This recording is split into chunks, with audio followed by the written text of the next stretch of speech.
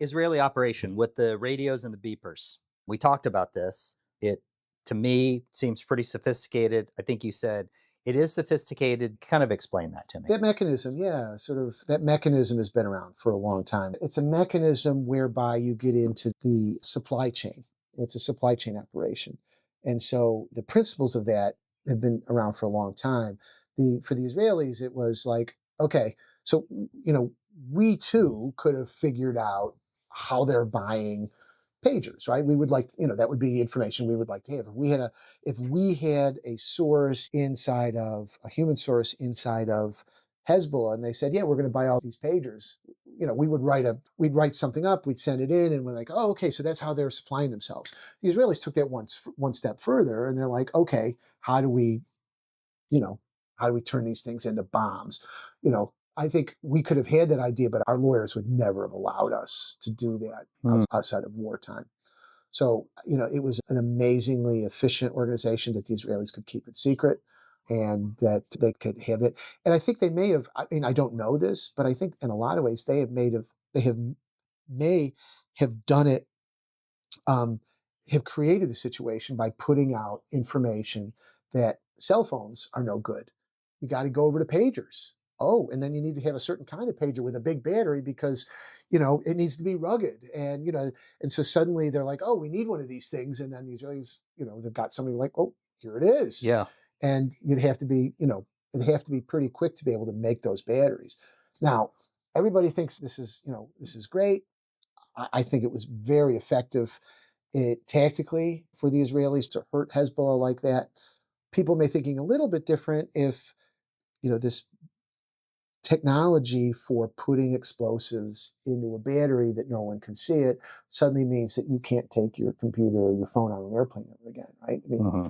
I mean, one guy put explosives in a sneaker, and we're all taking our shoes off 20 years later, right? Right. So yeah, there going to be there may be some unintended consequences to that, but as a short-term way to really damage Hezbollah, yeah, I think it was a really smart, really efficient, effective operation. But Hezbollah's pretty resilient, and they'll figure something else out. How good are the Mossad?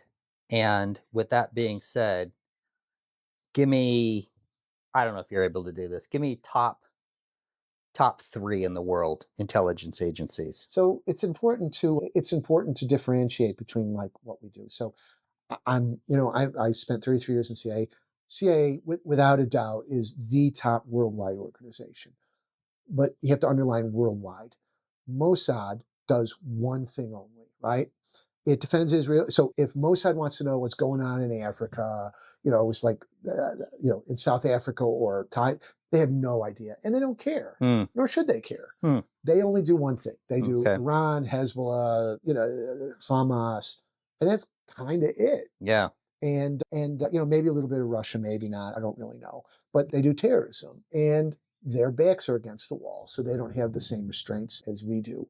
But I will also say that if I understand this correctly, the Lebanese operation, so with Hezbollah, the pagers, what's going on, that's Mossad's territory. Now, Shin Bet, their internal service, their MI5, it's not the FBI, but their intelligence version of the FBI does Gaza.